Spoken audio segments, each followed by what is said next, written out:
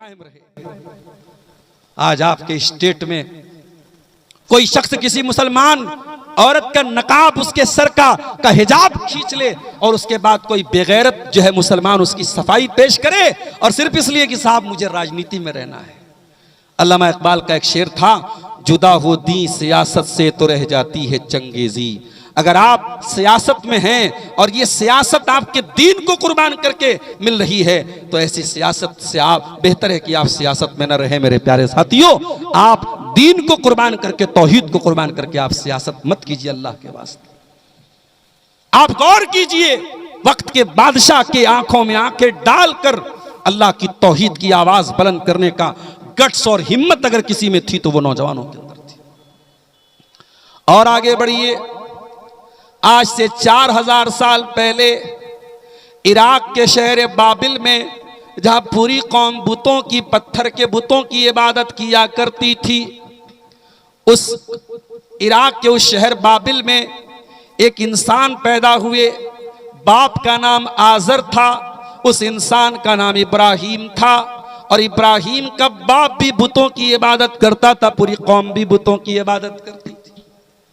सारी कौम बुतों की इबादत करती है और इब्राहिम अलैहिस्सलाम अकेले तौहीद पर चलने वाले हैं और अपनी कौम को चैलेंज करते हैं, ला अकीदन्नास नामकुम, मैं तुम्हारे बुतों की खबर लूंगा, मैं तुम्हारे बुतों को उनकी औकात बताऊंगा, मैं तुम्हारे माबूदों को उनकी औकात बताऊंगा।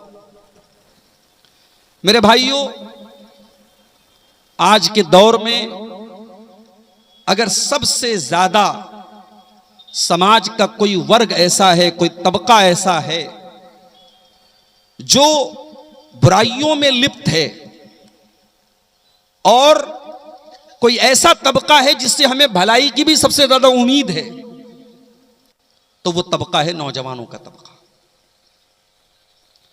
इनके अंदर जो पोटेंशियल है, जो टैलेंट है, जो ताकत है, जो एनर्जी है, जो पावर है, जो शक्ति है, वो किसी और के अंदर नहीं है।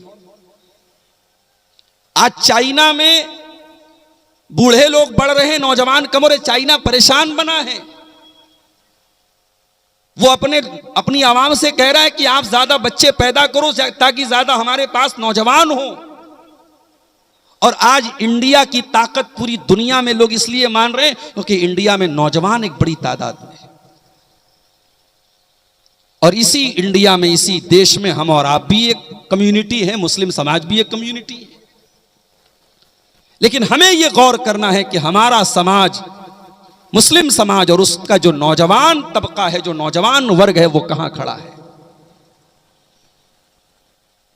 आपको अल्लाह ताला ने अगर जवानी दी है तो अल्लाह ताला ने एक इम्तिहान में आपको डाला है। बच्चा पैदा होता है, बचपन का जो पीरियड होता है कमजोरी का पीरियड होता है। उसके बाद जब इंसान जैसे जैसे बड़ा होता है, 15-16 साल का होता है, उसके जिस्म के अंदर, उसके शरीर के अंदर ताकत आती है। और जब ये इंसान 18-20 साल का होता है तो ये परिपक्व हो जाता है, मैच्योर हो जाता है। इसकी बॉडी, इसका दिमाग सब बहुत तेज चलने लगता है। और 40 साल तक ये जवानी का पीरियड रहता है। और 40 साल के बाद जब इंसान ढलान पर उतरने लगता है, थोड़े बाल पकने लगते हैं, थोड़ी झुर्रियां आने लगती हैं, फिर डाउन होने लगता है। 50-60 साल में इंसान बूढ़ा हो जाता है। अल्लाहुल्लज़ी खलक़कुम मिन ज़ुअफ़ सुम्मा जअल मिन बादि ज़ुअफ़िन क़ुव्वतन सुम्मा जअल मिन बादि क़ुव्वतिन ज़ुअफ़न व शैबा। अल्लाह ताला ने तुमको कमजोर बनाया। तुम पैदा हुए तो कमजोर थे, मां के पेट से निकले तो कमजोर, 1 साल के कमजोर, 2 साल के कमजोर, 5 साल के कमजोर। कभी घुटनों के बल चलते थे, कभी दीवार पकड़ के चलते थे, कभी बाप की उंगली पकड़ के चलते थे, कभी मां की गोद में चलते थे। कभी दूध पी करके सोना तुम्हारा काम था, कभी दिन रात गली में गांव की सड़कों पे खेलना तुम्हारा काम था। तुम कमजोर थे। तुम जअल मिन बादि ज़ुअफ़िन क़ुव्वतन, फिर कमजोरी का जमाना खत्म हुआ तुम्हारे शरीर के अंदर ताकत आ गई, तुम्हारा दिमाग चलने लगा, तुम 18 साल के हो गए, 16 साल के हो गए, लड़की 16 साल की हो गई, जवान हो गई, खूबसूरत हो गई, शादी के लायक हो गई। सुम्मा जाल मिन बाद कुव्वतिन ज़ौफ़न व शैबा, तू जवानी पर इतराता रहा, गुरूर करता रहा, ताकत के नशे में चूर रहा, खूबसूरती के नशे में चूर रहा। शादी हो गई, लड़का बाप बन गया, लड़की मां बन गई, 30 साल के हो गए, 35 साल के हो गए, 40 साल के हो गए। अब दोबारा फिर कमजोरी का दौर आ गया। अब औरत की खूबसूरती भी ढीली होने लगी, औरत के बालों में सफेदी आने लगी, मर्द के गालों पे झुर्रियां आने लगी, मर्द भी बूढ़ा होने लगा, औरत भी बूढ़ी होने लगी। तुम जाल मिन बाद कुव्वतिन ज़ौफ़न व शैबा, अल्लाह ने ताकत के बाद दोबारा तुमको कमजोर बना दिया, बूढ़ा बना दिया। 20 साल की उम्र में एक्सीडेंट हो जाए, हड्डी टूट जाए, डॉक्टर कहता आसानी के साथ जुड़ जाएगी, प्लास्टर लगा दिया, 1 महीने में ठीक हो गया। 50 साल के बूढ़े की हड्डी टूट जाए, बहुत मुश्किल है, 2 महीना 3 महीना 6 महीने में भी हड्डी का जुड़ना मुश्किल है। तेरी हड्डी भी कमजोर, तेरा बदन भी कमजोर, तेरा दिमाग भी कमजोर, तेरी याददाश्त भी कमजोर। इसीलिए अल्लाह कुरान में सूरे यासीन में कहता है, वमन नुअम्मिरहु नुनक्किसु फिल खल्क़ि, जिसे हम बूढ़ा बना देते हैं, उसको उल्टा कर देते हैं, उसका बचपन लौट आता है, बचपन वाला दिमाग हो जाता है, बचपन वाला मिजाज हो जाता है, बच्चों की तरह चिड़चिड़ा हो जाता है। 80-70 साल का, 60 साल का बूढ़ा बच्चों की तरह याददाश्त कमजोर हो जाती है, बच्चों की तरह बात बात पे झल्लाने लगता है, चिड़चिड़ाने लगता है। अल्लाह ने आपकी पूरी जिंदगी में अगर सबसे परफेक्ट कोई दौर बनाया है, वो जवानी का दौर है। और ये जवानी एक बार मिलेगी, फिर नहीं मिलेगी। इसलिए कयामत के दिन मेरे नौजवानों, इस जवानी का आपको हिसाब देना पड़ेगा। अल्लाह के प्यारे नबी फरमाते, ला तज़ूलु क़दमा इब्ने आदम मिन इंद रब्बिही यौमल क़ियामा, कयामत के दिन कोई आदम का बेटा, आदम की बेटी, कोई मर्द औरत अपनी जगह से हिल नहीं पाएंगे जब तक 5 सवालों का जवाब ना दे दे।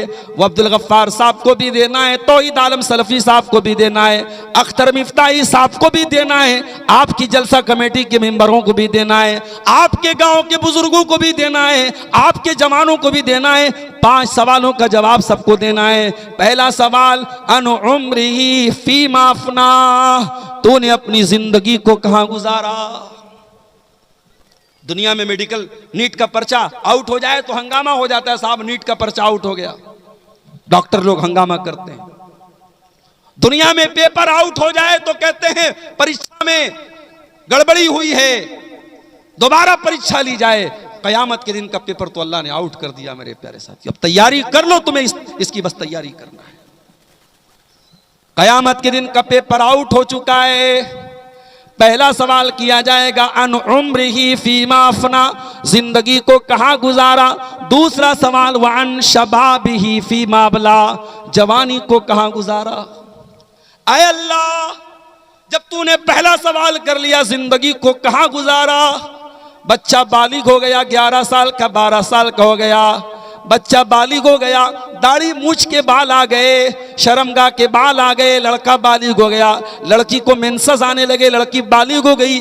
अब बुलूगत से लेकर के जवानी बुढ़ापा सारी जिंदगी का तूने हिसाब ले लिया। अय अल्लाह, फिर जवानी का अलग से हिसाब क्यों लिया जा रहा है? कभी गौर करो, जब पहले सवाल में सारी जिंदगी का हिसाब लिया जा चुका है तो जवानी का अलग से क्यों लिया जा रहा है? इसलिए कि ये जवानी बड़ी मस्तानी है, ये जवानी बड़े पागलपन का दौर है। ये जवानी वो दौर है, वो ताकत है, वो पीरियड है जिसमें इंसान भूल जाता है कि वो क्या कर रहा है। इस जवानी के नशे में वो बह करके क्या कर दे, कुछ नहीं कहा जा सकता है। इसलिए अल्लाह ताला इस जवानी का अलग से क्वेश्चन करेगा, अलग से सवाल करेगा, वान शबाबिही फीमा अबला, ऐ मेरे बंदे तूने जवानी को कहां गुजारा। मेरे नौजवानों, कभी फेसबुक की दुनिया से बाहर निकलो, कभी इंस्टाग्राम और कभी व्हाट्सएप की दुनिया से बाहर निकल करके अल्लाह के नबी की सीरत का मुताला करो, कभी अल्लाह के रसूल के सहाबा की जिंदगियों को पढ़ो, तुम्हें पता चलेगा सहाबा भी तो हमारी तरह नौजवान थे, सहाबा भी तो इंसान थे, उनकी जवानी कहां गुजरी है। नबी अकरम ऐलान करते हैं, नबूवत का ऐलान करते हैं, अल्लाह की तौहीद की तरफ दावत देते हैं। हजरत अली की उम्र 10-11 साल की है, अभी तो पूरी तरीके से वो जवान भी नहीं हुए हैं। हजरत अली कहते हैं अल्लाह के नबी मैं आपका साथ देने को तैयार हूं। हजरत ज़ैद इब्न हारिसा 20 साल के 18-20 साल के नौजवान हैं, वो नबी का साथ देने के लिए खड़े हो जाते हैं। हजरत बिलाल 18-20 साल के नौजवान हैं, नबी का साथ देने को तैयार हो जाते हैं। उस्मान गनी 30 साल के नौजवान हैं, नबी का साथ देने के लिए खड़े हो जाते हैं। अब्दुल्ला बिन मसूद 22-24 साल के नौजवान हैं, नबी का साथ देने के लिए खड़े हो जाते हैं। खालिद बिन वलीद 22-24 साल के नौजवान हैं, इस्लाम के लिए ऐसी लड़ाई लड़ते हैं, नबी उनको अल्लाह की तलवार का लक़ब दे देते हैं। ये नबी के सहाबा, ये ज्यादातर इनकी मेजॉरिटी आप देखिए, इनमें अक्सरियत आपको नौजवानों की मिलेगी। आज जुमा का दिन था, आपने जुमा के दिन सूरह कहफ पढ़ी होगी, नहीं पढ़ी थी तो पढ़ना चाहिए था। जुमा के दिन फजर की के बाद से लेकर के मगरिब के पहले पहले जरूर सूरह कहफ पढ़नी चाहिए। औरतों से भी कहता हूं, अगर किसी वजह से सुबह बिजी रह गई तो शाम को मौका मिले पढ़ लेना। अभी शाम को मगरिब के पहले मैंने अपनी अहलिया को फोन किया, कोई काम था, कोई बात करनी थी, उन्होंने कहा बाद में फोन कीजिए, अभी मैं सूरह कहफ पढ़, सुबह नहीं पढ़ सकी। ये मामूल है अल्हम्दुलिल्लाह हमारे घर में सूरह कहफ पढ़ने का, आपका भी होना चाहिए, सबका होना चाहिए। सूरह कहफ पढ़ने से हम लोग गुनहगार लोग हैं। अगर एक सूरह कहफ पढ़ने से 15-20 मिनट लगता है, अगर अल्लाह ताला एक नूर अता करता है, एक रोशनी अता करता है, हमारा क्या नुकसान है। हमें अपनी जिंदगी के शेड्यूल में सूरह कहफ को शामिल करना चाहिए। सूरह कहफ को जरा उठाओ, अल्लाह ने एक वाकया बयान किया, हजारों साल पहले का वाकया है। अल्लाह के कुछ बंदे ऐसे थे जो अपने ईमान को बचाने के लिए, अपने दीन को बचाने के लिए अपना गांव छोड़कर, अपनी बस्ती छोड़कर एक पहाड़ की गुफा में जाके पनाह ले लेते हैं और वहां जाकर के वो सो जाते हैं। और जब वो सो जाते हैं तो अल्लाह ताला 309 साल तक उनको सुलाए रखता है। 309 साल तक वो सोए रहते हैं, अल्लाह ताला उनको जिंदा रखता है, उनकी बॉडी को प्रिजर्व रखता है, उनके शरीर में कीड़ा नहीं पड़ा, उनकी बॉडी पे कोई नुकसान नहीं हुआ, सूरज की रोशनी पड़ती रही, हवाएं पड़ती रही, उनके शरीर को अल्लाह ताला ने सुरक्षित रखा। 309 साल के बाद वो उठे तो उन्हें ऐसा लगा कि जैसे सुबह सोए थे दोपहर को उठे, या दोपहर को सोए शाम को उठे। इंसानी इतिहास का, मानव इतिहास का, इंसानी तारीख का इतना अजीब व गरीब वाक़या अल्लाह सूरह कहफ में बयान करता है। अल्लाह ताला उन बंदों का नाम कुरान में नहीं जिक्र करता है, उनकी लोकेशन नहीं बयान करता है, उनकी उम्र नहीं बयान, अल्लाह ताला ने न उनका नाम बताया न उनकी लोकेशन बताई। अल्लाह ने उनकी सही तादाद को भी क्लियर तरीके से बयान नहीं किया, लेकिन एक बात को अल्लाह ताला ने क्लियर तरीके से बयान किया, फरमाया इन्नहुम फित्यतुन आमनू बिरब्बिहिम। ये चंद नौजवान थे, ये 18, 20, 22 साल के नौजवान थे जो अपने वक्त के बादशाह से जाकर के लड़ गए और अल्लाह के दीन पर कायम रहे, तौहीद पर कायम रहे। आज आपके स्टेट में कोई शख्स किसी मुसलमान औरत का नकाब, उसके सर का हिजाब खींच ले और उसके बाद कोई बेगैरत जो है मुसलमान उसकी सफाई पेश करे, और सिर्फ इसलिए कि साहब मुझे राजनीति में रहना है। अल्लामा इकबाल का एक शेर था, जुदा हो दी सियासत से तो रह जाती है चंगेजी। अगर आप सियासत में हैं और ये सियासत आपके दीन को कुर्बान करके मिल रही है तो ऐसी सियासत से आप, बेहतर है कि आप सियासत में न रहे मेरे प्यारे साथियों। आप दीन को कुर्बान करके, तौहीद को कुर्बान करके आप सियासत मत कीजिए अल्लाह के वास्ते। आप गौर कीजिए, वक्त के बादशाह के आंखों में आंखें डालकर अल्लाह की तौहीद की आवाज बुलंद करने का गट्स और हिम्मत अगर किसी में थी तो वो नौजवानों के अंदर थी। और आगे बढ़िए, आज से 4000 साल पहले इराक के शहर बाबिल में, जहां पूरी कौम बुतों की, पत्थर के बुतों की इबादत किया करती थी, उस इराक के उस शहर बाबिल में एक इंसान पैदा हुए। बाप का नाम आजर था, उस इंसान का नाम इब्राहिम था, और इब्राहिम का बाप भी बुतों की इबादत करता था, पूरी कौम भी बुतों की इबादत करती थी। सारी कौम बुतों की इबादत करती है और इब्राहिम अलैहिस्सलाम अकेले तौहीद पर चलने वाले हैं और अपनी कौम को चैलेंज करते हैं, लअकीदन्ना सनामकुम, मैं तुम्हारे बुतों की खबर लूंगा, मैं तुम्हारे बुतों को उनकी औकात बताऊंगा, मैं तुम्हारे माबूदों को उनकी औकात बताऊंगा। कभी कभी हंसी आती है, शिर्क करने वाले की अकल पर हंसी आती है। पत्थर का बुत बना करके उसकी इबादत भी करता है, उसको मुश्किल कुशा भी मानता है। सर्दी का मौसम आता है तो कहता है कि हमारे माबूद को सर्दी लग रही है, उसको रजाई भी उड़ाता है। गर्मी आती है तो उसका कुछ और इंतजाम करता है। अरे वो कौन सा माबूद है जिसको तुझे खिलाने की जरूरत पड़े, जिसको तुझे पिलाने की जरूरत पड़े, जिसको सर्दी में तुझे कंबल उड़ाना पड़े? हम जिस माबूद की इबादत करते हैं, कुल हुवल्लाहु अहद अल्लाहु समद लम यलिद वलम यूलद वलम यकुल लहू कुफुवन अहद, हमारा अल्लाह एक है, अल्लाह बेनियाज है, अल्लाह समद है, अल्लाह को किसी के सहारे की जरूरत नहीं है, अल्लाह ने किसी को जन्म नहीं दिया है, अल्लाह को किसी ने जन्म नहीं दिया है और ना उसके इक्विवेलेंट, उसके हमसर, उसके समकक्ष कोई हो सकता है। गौर कीजिए, इब्राहिम अलैहिस्सलाम ने सारी कौम को चैलेंज दिया, मैं तुम्हारे बुतों की बहुत बुरी हालत करने वाला हूं। और एक दिन कौम का मेला था, जुमला नोट करो, मेला था। मेला कभी मुसलमान का नहीं होता है। आज आप जितने मेले मना रहे हैं ये दूसरों से एडॉप्ट किए गए। इस्लाम में कोई मेला ठेला का कॉन्सेप्ट ही नहीं है। ये अलग बात है कि आज आपके सीमांचल के जलसे भी एक बहुत बड़ा मेला बन चुके हैं और इन जलसों को मेले से बदलने की हिम्मत नहीं कर पा रहे हैं आप। जमीयतें लेटर पैड जारी कर रही हैं कि साहब जलसे रात भर न चलाए जाएं, मगरिब बाद से शुरू हो, 10 बजे खत्म हो, मगर नक्कार खाने में तूती की आवाज कौन सुनता है? कहीं जलसे में ऐलान किया गया कोई मेले की दुकान नहीं लगेगी, पता लगा जलसा ही फ्लॉप हो गया। कहीं ऐलान किया गया लेडीज का पिंडाल नहीं रहेगा, जलसा ही फ्लॉप हो गया। आज इस पर आपको बहुत संजीदगी से गौर करने की जरूरत है कि आपके जलसों से ये बुराइयां कैसे मिटेंगी। मेरे प्यारे साथी, जलसे इस्लाह के लिए होते हैं, जलसे समाज को सुधारने के लिए होते हैं। अगर जलसों में ही ऐसे काम हो जो समाज में बिगाड़ का सबब बनते हैं तो मेरे प्यारे साथियों ये तो वही बात हो गई कि हम इलाज करवा रहे और हमारी बीमारी और बढ़ रही। इब्राहिम अलैहिस्सलाम की कौम मेला मनाने गई, वो गए अपनी कौम के इबादत खाने में, कुल्हाड़ी उठाई और सारे बुतों को उन्होंने तोड़ दिया सिवाय बड़े वाले को छोड़ के सबको तोड़ दिया।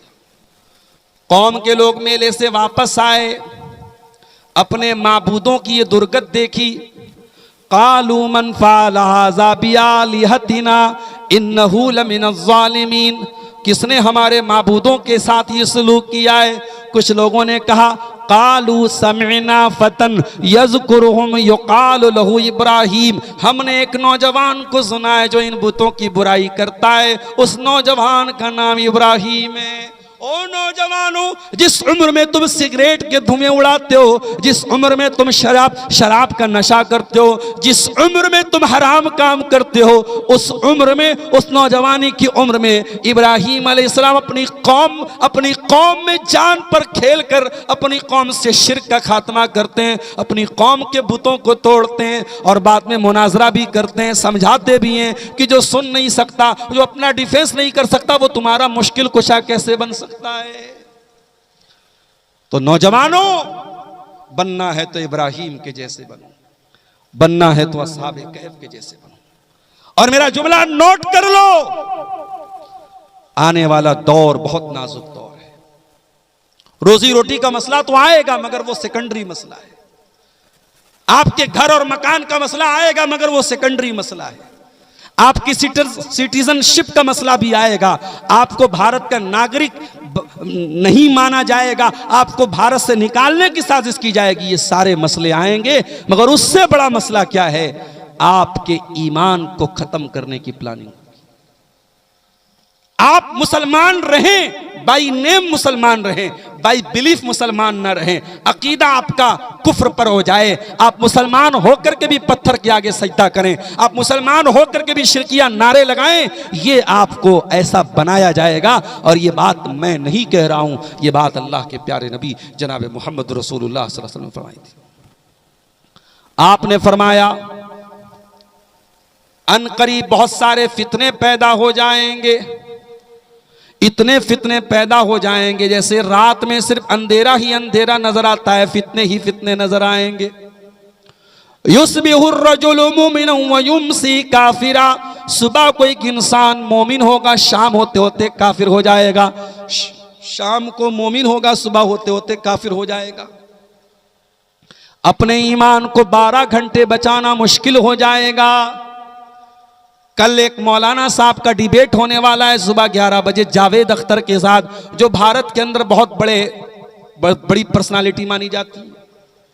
जावेद अख्तर को तो जानते होंगे आप लोग, शबाना आजमी का शौहर जावेद अख्तर, जो एथिस्ट है, जो मुल्हिद है, जो अल्लाह को नहीं मानता है, उसका डिबेट होने वाला है एक मौलाना के साथ कल सुबह 11 बजे यूट्यूब पर वो लाइव होगा। और डिबेट का टॉपिक क्या है? डज गॉड एग्जिस्ट, क्या खुदा मौजूद है, क्या अल्लाह है? इस पर वो जावेद अख्तर नाम का मुल्हिद वो बहस करेगा। यानी वो ये मानने को तैयार ही नहीं है कि इस दुनिया में कोई रब भी है, कोई अल्लाह भी है, कोई इस दुनिया को बनाने वाला भी है। ये दौर आ चुका है जब उलमा को इस बात पे डिबेट करना पड़ रहा है कि अल्लाह है, और इसीलिए अल्लाह के नबी फरमाते क़यामत के पहले वो दौर भी आएगा, लोग बहुत ज्यादा सवालात करेंगे, इतने सवालात करेंगे, इतने सवालात करेंगे कि यहां तक सवाल पहुंच जाएगा जब सारी चीजों को अल्लाह ने बनाया, फमन खलक अल्लाह, तो अल्लाह को किसने बनाया, अल्लाह को बनाने वाला कौन है, यहां तक सवाल किया जाएगा। और जब ये सवाल तुम्हारे जहन में आ जाए, तुम्हारे दिमाग में आ जाए, अल्लाह के नबी ने फरमाया फलयंतही वलयतअव्वज़ बिल्लाहि मिनश शैतानिर रजीम, जब इंसान के दिमाग में इस तरीके का सवाल आए तो अल्लाह की पनाह मांगे शैतान मरदूद से, औज़ु बिल्लाहि मिनश शैतानिर रजीम पढ़ ले और जल्दी से अपने ख्याल को दिल से निकाल दे। ये दौर आ चुका है कि अल्लाह के वजूद पर डिबेट होने वाला है। उलमा को ये साबित करना पड़ रहा है कि अल्लाह भी मौजूद है। मेरे प्यारे साथियों, इस दौर में अपने ईमान की हिफाजत करो, मेरी बहनों अपने ईमान की हिफाजत करो।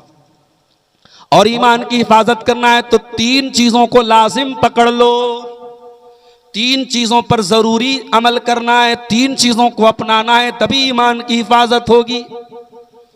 पहला काम, इल्म हासिल करो, दीन सीखो, ईमान को समझो, हर मस्जिद में मकतब कायम करो। अपने बच्चों को मदरसे में नहीं डालते, कॉन्वेंट में पढ़ाते, स्कूल में पढ़ाते हो, तब भी कोई हर्ज की बात नहीं है, लेकिन मस्जिद में मकतब कायम करो, अच्छे टीचर को रख करके बच्चों को मकतब में भेजो। आपका बच्चा कॉन्वेंट में पढ़े, स्कूल में पढ़े, तभी वो दीन की इतनी नॉलेज रखे, उसको मालूम हो अल्लाह कौन है, उसको मालूम हो रसूल कौन है, उसको मालूम हो इस्लाम क्या है। दीन की नॉलेज हासिल करो, ये पहला काम करना है। फ़ालम अन्नहु ला इलाहा इल्लल्लाह वस्तगफिर लिज़म्बिका वलिल मुमिनीना वल मुमिनात। ऐ नबी, आप इल्म हासिल कीजिए, अल्लाह के सिवा कोई इबादत के लायक नहीं है। नबी से कहा जा रहा है इल्म हासिल कीजिए। दुनिया का पहला काम यह है, इल्म हासिल कीजिए, और यही इल्म आपको कब्र में काम आएगा। आपके बच्चे डॉक्टर बने, बहुत अच्छी बात है, इंजीनियर बने, बहुत अच्छी बात है, बिजनेसमैन बने, बहुत अच्छी बात है, वो दुनिया के किसी भी कोने में चले जाएं, पहले मुसलमान बने। उनका शऊर इतना पुख्ता करो, उनको इतनी नॉलेज दे दो, वो डॉक्टर हो तो इस्लाम पर चलने वाला डॉक्टर हो, वो इंजीनियर हो तो इस्लाम पर चलने वाला इंजीनियर हो, उसे मालूम हो कि अल्लाह उसका रब है, वो दुनिया में कहीं पर भी जाए अपने अल्लाह के बारे में उसको। दूसरा काम आपको यह करना है, अगर ईमान की इस लड़ाई में ईमान को बचाना है, दूसरा काम क्या करना है? अच्छे लोगों की सोहबत अपनाना है। हजरत नूह अलैहिस्सलाम का बेटा बुरे लोगों की संगत में रहा, बिगड़ गया। 950 साल तक अल्लाह के दीन की तबलीग करने वाले नबी का बेटा बुरे लोगों की संगत में रह करके बिगड़ गया, और नतीजा क्या निकला? डूब गया, मर गया, खत्म हो गया, दुनिया में भी बर्बाद हो गया, आखिरत में भी बर्बाद हो जाएगा। और असहाबे कहफ का कुत्ता जो गलीज जानवर है, जो नापाक और नजिस जानवर है, कुत्ता बर्तन में मुंह लगाते 7 बार धोना पड़ेगा, वो कुत्ता असहाबे कहफ के साथ था तो अल्लाह ने कुरान में उस कुत्ते का जिक्र कर दिया। वो कुत्ता अच्छे लोगों के साथ रहने की वजह से उनके साथ उसकी गिनती हुई। और जब अल्लाह ने असहाबे कहफ का जिक्र किया, फरमाया सबातु व सामिनुहुम कल्बुहुम, वो 7 थे और 8वां उनका कुत्ता था। उनका कुत्ता भी 309 साल तक वो जिंदा रहा। अल्लाह ने 309 साल तक कुत्ते को भी महफूज रखा। सोहबत का असर होता है मेरे प्यारे साथी। कहीं ऐसा ना हो कयामत के दिन हमें पछताना पड़े कि हम किन लोगों की सोहबत में पड़ गए। यौम यअज़्ज़ु ज़ालिमु यदैहि यक़ूलु या लैतनी इत्तख़ज़्तु मअ रसूलि सबीला या वैलता लैतनी लम अत्तख़िज़ फुलानन खलीला लक़द अज़ल्लनी अन ज़िक्रि बअद इज़ जाअनी व कान अश-शैतानु लिल इंसानी ख़ज़ूला। ऐ इंसान, कहीं ऐसा ना हो कयामत के दिन तुझे अपने हाथों को काट के कहना पड़े, ऐ काश मैंने फला को साथी न बनाया होता, फला को दोस्त न बनाया होता, फला ने मुझको अल्लाह की राह से बहका दिया। इसलिए संगत बहुत जरूरी चीज है मेरे प्यारे साथियों। अच्छे लोगों की संगत अपनाओ। अपनी बहनों से कहना चाहता हूं, तुम पर्दा करती हो, तुम हयादार हो, तुम शर्मीली हो, लेकिन बेहया लड़कियों के साथ उठोगी बैठोगी, उनसे दोस्ती करोगी, चाहे फेसबुक पर ही उनसे फ्रेंडशिप कर लोगी, चाहे इंस्टाग्राम पर ही उनको फॉलो करोगी, अगर बेहया लड़कियों से तुम दोस्ती करोगी तो एक दिन तुम भी बेहया बन जाओगी। तो ये दूसरा काम करना है। और तीसरा काम क्या करना है? अगर ईमान को बचाना है, पहला काम इल्म हासिल करना है, दूसरा काम अच्छे लोगों के साथ रहना है, तीसरा काम क्या करना है? कुरान से अपना ताल्लुक जोड़ना है। कुरान को पढ़ो, कुरान के लिए टाइम निकालो। मोबाइल 10 मिनट के लिए डिस्चार्ज हो जाए बेचैन हो जाते हो, व्हाट्सएप पर कोई मैसेज दोस्तों का है ना देख पाओ बेचैन हो जाते हो। इतनी मोहब्बत तुमको मोबाइल से हो गई, इतनी मोहब्बत तुमको सोशल मीडिया से हो गई।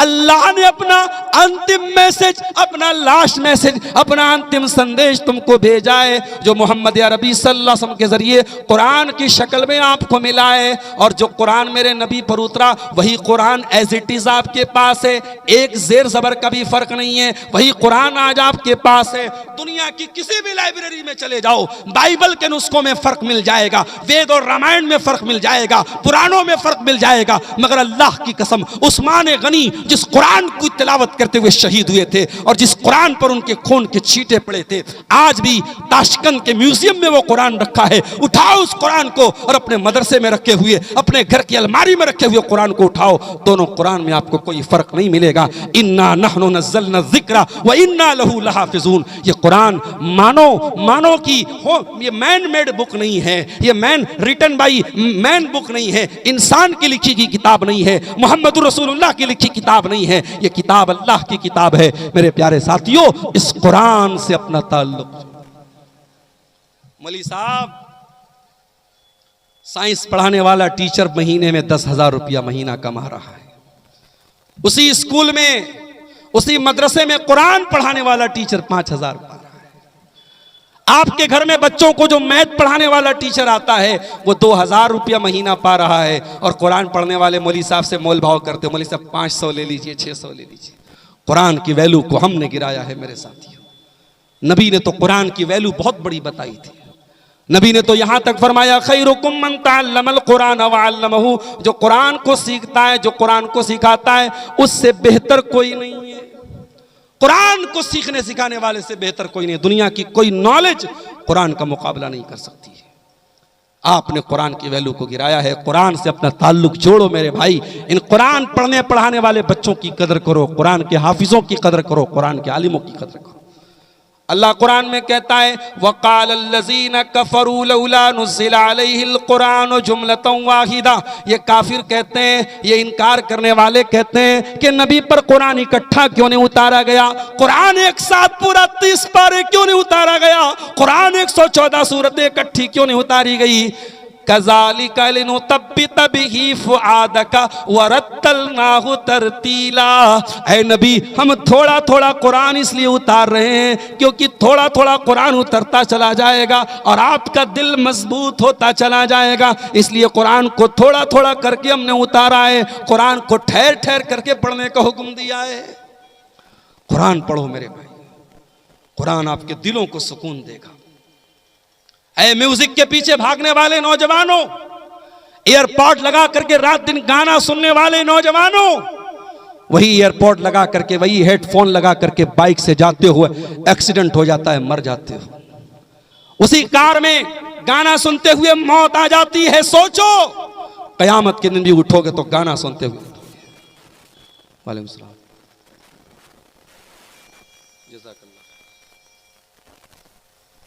अगर सोचो उसी हालत में मौत आ गई तो क्या अंजाम होगा मेरे साथियों।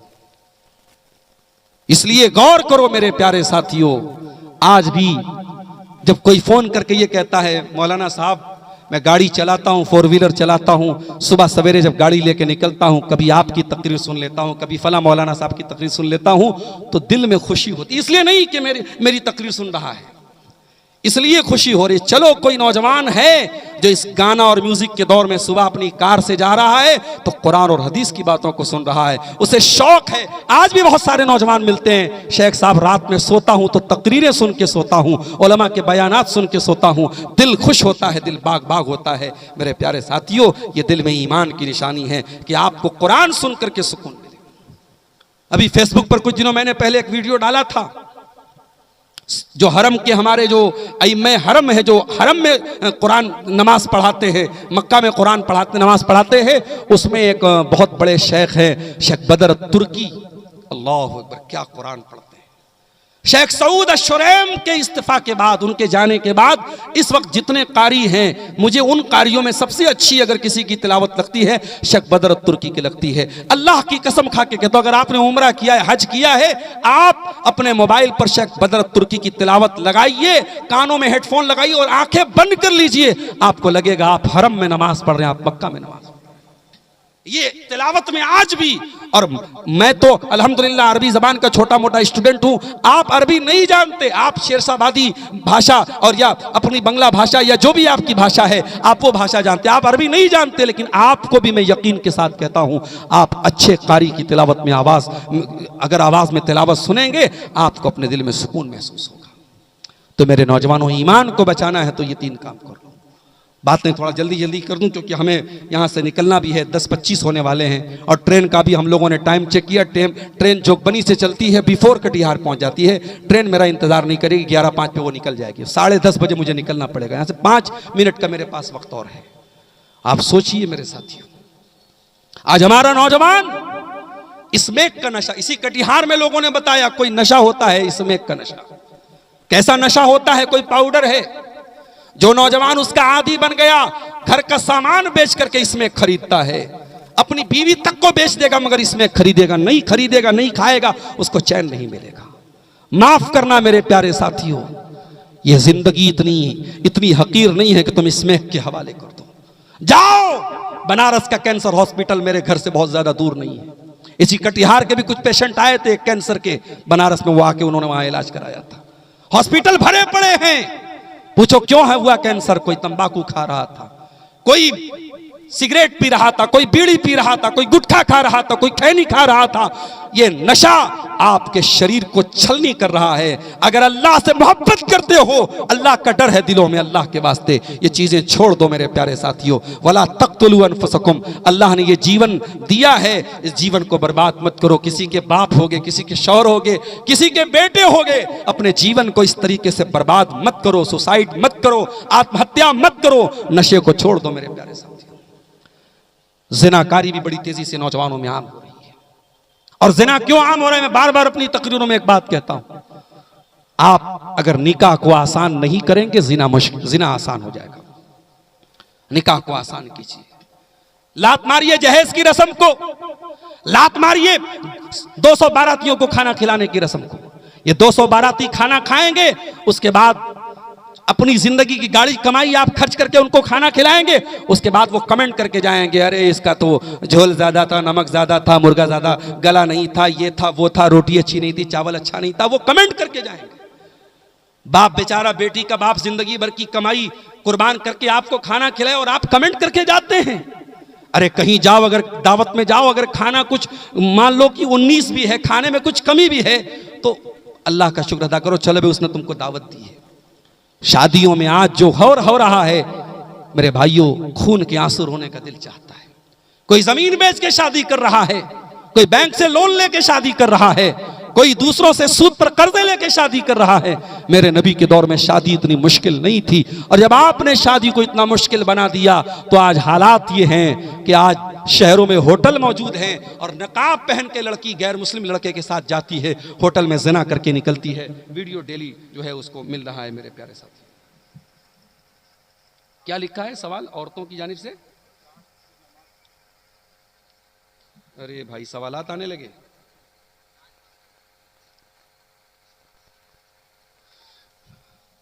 मेरे प्यारे साथियों, ज़िनाकारी को भी हमें कंट्रोल करना है तो निकाह को आसान करना पड़ेगा।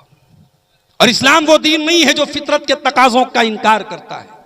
अगर आप नौजवान हैं, आपको जब जवान हो जाए, लड़की जवान हो जाए, लड़का जवान हो जाए, शरीयत कहती है कि ठीक है, उसे एक जोड़े की जरूरत है, उसे एक लाइफ पार्टनर की जरूरत है, उसे एक जीवन का शरीके हयात की जरूरत है। इस्लाम कहता है या माशर शबाब, ए नौजवानों, तुम्हारी ताकत हो जाए शादी की, फलयतज़व्वज, तो निकाह कर लो, फ़इन्नहु अग़ज़्ज़ु लिलबसर, जब तुम निकाह करोगे तो तुम्हारी शर्मगाह की हिफाजत होगी, तुम्हारी आंखों की हिफाजत होगी। आप अब्दुल गफ्फार सलफी साहब की, शेख जरजीत साहब की, शेख फजलुर रहमान के जितने भी उलमा हमारे सीमांचल में आ रहा, आप उनकी तकरीरें सुनते चले जाएं। तकरीरें सुन करके आप अपनी हिफाजत नहीं कर पाएंगे जब तक आप इस्लाम के बता हुए इलाज को फॉलो नहीं करेंगे, इस्लाम पर अमल नहीं करेंगे। इसलिए मेरे प्यारे साथियों, अगर ज़िना को रोकना है तो निकाह को आसान करना पड़ेगा। एक आखिरी बात बयान करके फिर इन सवालों का जवाब देकर बात खत्म करता हूं। आज हमारे नौजवानों में पैसा कमाने का भी एक जुनून है। पैसा कमाओ मेरे साथियों, पैसा कमाना बुरा नहीं है, मगर पैसा कमाने की दौड़ में इतने अंधे मत बन जाओ कि हलाल और हराम भूल जाओ। ये पैसा अगर हराम कमाई से आपके घर में आएगा, बिल्डिंग बन भी जाएगी, बच्चे आपके उस पैसे को खाएंगे, आपकी इबादतें अल्लाह के कबूल नहीं होंगी। नबी ने फरमाया, मा नबत लहमुन मिन सोतिन फन्नारु औला बिही, जो जिस्म हराम कमाई से परवरिश पाएगा वो जिस्म जहन्नम की आग में जलेगा। मेरे प्यारे साथियों, नबी ने फरमाया था, याती अलन्नास ज़मानुन, एक ज़माना ऐसा आएगा, ला युबालिल मरउ मिन ऐना खज़ल माल, इंसान इस बात की परवाह नहीं करेगा कि हलाल तरीके से पैसा कमा रहा है या हराम तरीके से पैसा कमा रहा है। ये 2-3 सवालात आए हैं। 25 दिसंबर को हमारे ईसाई भाइयों के साथ क्रिसमस डे मना सकते हैं, और ये लोग क्रिसमस डे क्यों मनाते हैं? मेरे ख्याल से इस सवाल का जवाब मैं कई बार तकरीरों में दे चुका हूं, और ये बहुत कॉमन चीज़ है। सब लोग जानते हैं कि क्रिसमस ईसाई लोग हज़रत ईसा अलैहिस्सलाम की पैदाइश के दिन मान के मनाते हैं, उनके जन्म की खुशी में मनाते हैं, उनका जन्मदिन मनाते हैं।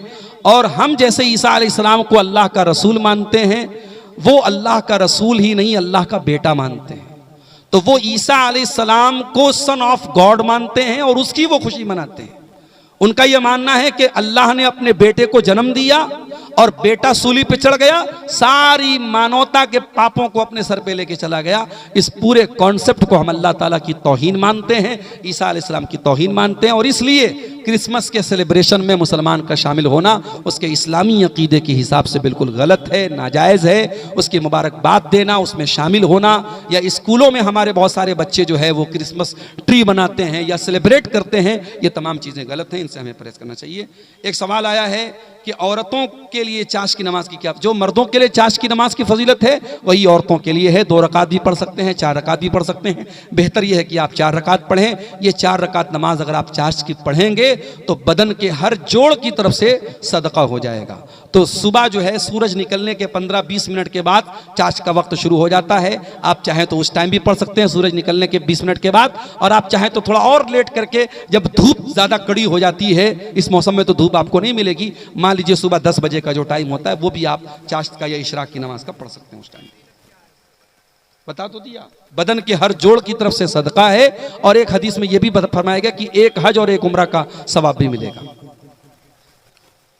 एक सवाल ये आया है कि क्या तबलीगी जमात को अहले हदीस की मस्जिद में ठहराना सही है। मैं इस सवाल का जवाब दे चुका हूँ। तबलीगी जमात से हमें बहुत सारी चीज़ों में इख्तलाफ है। अगर आपकी मस्जिद में वो दर्स देने आते हैं तो आप अपने मकामी उलमा से मशवरा कर लें। अगर वो कुरान और सुन्नत की रोशनी में दर्स दे रहे हैं तो उसकी इजाज़त दी जा सकती है। लेकिन अगर वो इस बात पर इसरार करें कि हम अपनी किताब का दर्स देंगे, अपने हिसाब से दर्स देंगे, तो मैं इसको मुनासिब नहीं समझता कि अहले हदीसों की मस्जिद में तबलीगी जमात का जो उनका सिस्टम है उसके हिसाब से दर्स दिया जाए। बाकी इस सिलसिले में आप अपने इलाके की जो जमीयत है, जो उलमा है, उनसे रब्ता करें। एक सवाल आया, क्या नया साल के मौके पर खुशियाँ मना सकते हैं। एक ही लाइन में जवाब दूंगा, नादा ये कह रहा है नया साल मुबारक। एक और ईंट गिर गई दीवारे हयात से, नादा ये कह रहा है नया साल मुबारक। तेरी जिंदगी का एक साल और कम हुआ है, तू अपनी कब्र से एक साल और करीब गया है, अपने अंजाम से एक कदम और करीब हुआ है। ये मौका खुशी मनाने का नहीं है, ये अपने आप को जांचने का मौका है। एक साल में हमने क्या गंवाया, क्या पाया, और आगे एक नई उम्मीद और नए किरण और नए हौसले के साथ अपनी कमियों को दूर करने का मौका है। ये सेलिब्रेशन का मौका नहीं, ये जश्न मनाने का मौका नहीं। अल्लाह ताला हमारे नौजवानों की हिफाजत फरमाए, कहने सुनने से ज़्यादा हम सबको अमल की तौफीक दे। हमें तौफीक दे कि ये जो जलसा हमने मुनक़िद किया है इस मस्जिद की तामीर के लिए, अल्लाह इस मस्जिद की तामीर को जल्द से जल्द हमें मुकम्मल करने की तौफीक अता फरमाए। आमीन व आखिर दावाना अल्हम्दुलिल्लाहि रब्बिल आलमीन। जाने के पहले एक बार फिर मैं आप सबसे बड़े अदब के साथ गुजारिश करूँगा, हमारे बाद मुर्शिदाबाद के एक आलिम आए हैं, शेख हैदर अली से आ चुके हैं, वो आपके सामने खिताब करेंगे। आप हजरात सुकून के साथ बैठे रहें, बंगला ज़ुबान में बेहतरीन खिताब आप सुनेंगे। इंशाअल्लाह अगर हयात बाकी रहेगी फिर मुलाकात होगी। वस्सलामु अलैकुम वरहमतुल्लाह। बिदा व कुल्ल बिदअतिन दलालह व कुल्ल दलालतिन फिन्नार। अऊज़ु बिल्लाहि मिनश शैतानिर रजीम। बिस्मिल्लाहिर रहमानिर रहीम। वल मुमिनूना वल मुमिनातु बअदुहुम औलियाउ बअद यअमुरूना बिल मारूफि व यनहौना अनिल मुनकर व युकीमूनस सलाता व यूतूनज़ ज़काता व युतीऊना अल्लाह व रसूलह उलाइका सयरहमुहुमुल्लाह इन्नल्लाह अज़ीज़ुन हकीम।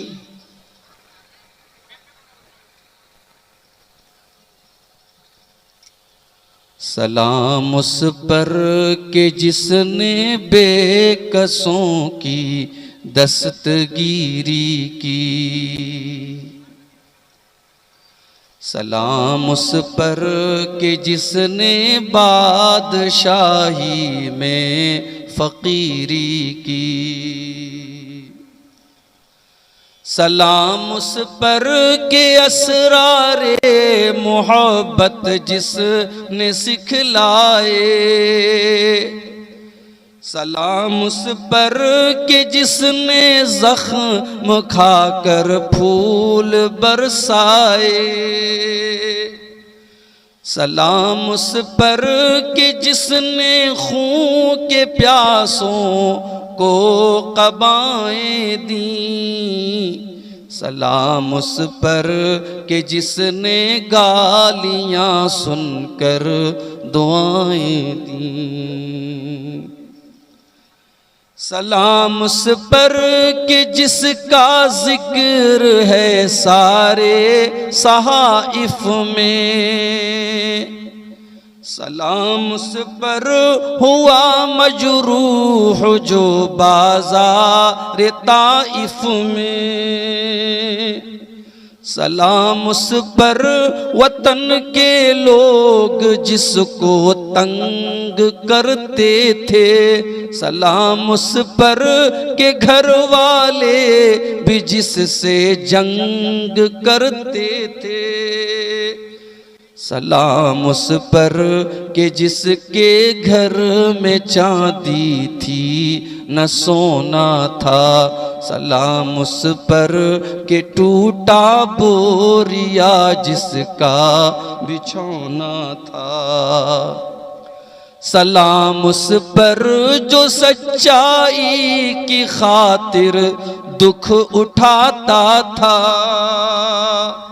सलाम उस पर जो भूखा रह के औरों को खिलाता था।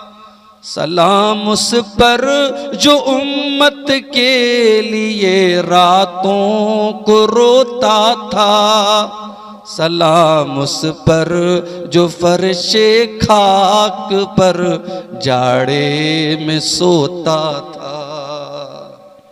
सलाम उस पर जो दुनिया के लिए रहमत ही रहमत है। सलाम उस पर कि जिसकी ज़ात फ़ख्रे आदमीयत है।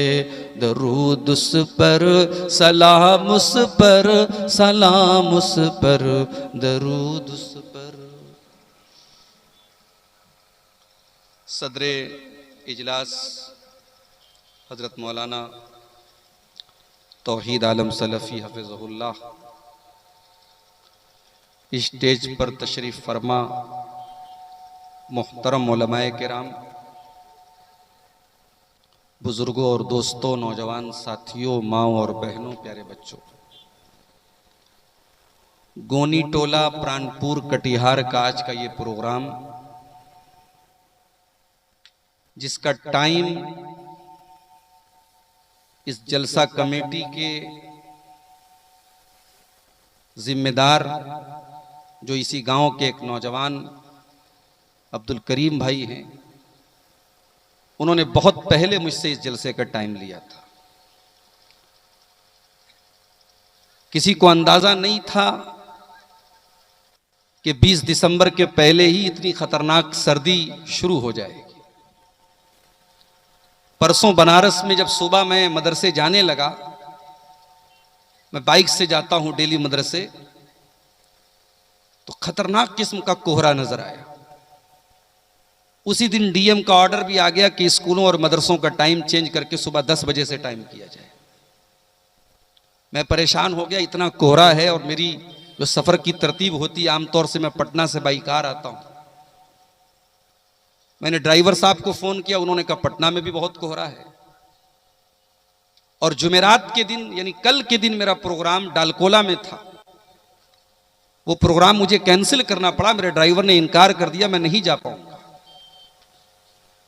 अब्दुल करीम भाई से मैंने बोला कि अब आपके प्रोग्राम के लिए मैं आऊंगा, मुझे वापस भी जाना है, सुबह क्लास का मसला है। ड्राइवर जाने से इनकार कर रहा है, बोल रहा है रात में कोहरा बहुत ज्यादा होगा। इन्होंने कहा नहीं शेख, आपको आना पड़ेगा, पब्लिक जो है नाराज हो जाएगी। तो बहरहाल मैं ट्रेन से आया, आज सुबह मैं कटिहार पहुंचा, और अभी फौरन मुझे प्रोग्राम करके 11:05 पर कटिहार से ट्रेन है। और मैंने अब्दुल करीम भाई से कहा था 9 बजे ही मुझे स्टेज पर बिठा दीजिए, लेकिन चूंकि हम सब जानते हैं आपका ये जलसा अल्लाह के घर के लिए है, एक जलसा एक मस्जिद के लिए है, और हमारे बड़े अजीज दोस्त और हमारे बड़े भाई मौलाना अख्तर मिफ्ताही साहब अपनी मिष्टी भाषा और मीठी जुबान में तकरीर भी कर रहे थे और आपसे मस्जिद के लिए चंदा भी वसूल कर रहे थे। तो मैंने अपने वक्त की कुर्बानी दी। मैंने कहा ठीक है, मेरी तकरीर थोड़ी कम हो जाए चलेगा, लेकिन मस्जिद के लिए अगर पैसा आ रहा है, चंदा आ रहा है, तो वो आना चाहिए। बड़ा मसला ये भी होता है, लोग मुझको बार बार ये भी बोलते हैं शेख आपके बाद लोग नहीं रुकेंगे, जबकि बड़ी मेहनत से और बड़ा खर्च करके लोग मुकर्रिरीन को बुलाते हैं। आपने सुना अभी शेख तौहीद साहब ने बयान किया, उधर मुर्शिदाबाद से एक मुकर्रिर आए हुए हैं, मेरे बाद उनका खिताब है हैदर अली साहब का। उसके बाद किशनगंज से एक नौजवान मुकर्रिर आपके इलाके के हैं मुजीबुर रहमान चतुर्वेदी साहब। दो मुकर्रिर बाकी हैं और वो बंगला में भी बोलेंगे। मुजीबुर रहमान साहब तो शायद उर्दू में ही बोलते हैं, हैदर अली साहब बंगला में बोलेंगे। तो मैं तो जो भी टूटी फूटी बातें बोलूंगा, ये आपसे मेरी भी बड़ी अदब के साथ गुजारिश है कि आप ये न सोचे कि अब्दुल गफ्फार साहब चले गए तो प्रोग्राम खत्म हो गया। जलसा बड़ी मेहनत से महीनों की तैयारी के बाद होता है। जलसे को सक्सेस बनाना है, जलसे को सफल बनाना है। जलसा 1 बजे तक चले, 2 बजे तक चले। आपने जैसे इतनी कुर्बानी दी है, थोड़ी सी कुर्बानी और दीजिएगा। और पिंडाल के नीचे आप, मैं जानता हूं ठंडी हवाएं चल रही हैं, मौसम बहुत ठंडा है, लेकिन आप थोड़ी सी कुर्बानी दीजिए, प्रोग्राम में शामिल होइए। और जो मकसद है जलसे का, मस्जिद का ताउन, अल्लाह के घर की तामीर और तरक्की के लिए जलसा हो रहा है, इसमें भी आप बढ़ चढ़ करके योगदान दीजिए। अल्लाह ताला आपको इस नेकी के काम में हिस्सा लेने की तौफीक अता फरमाए। आमीन।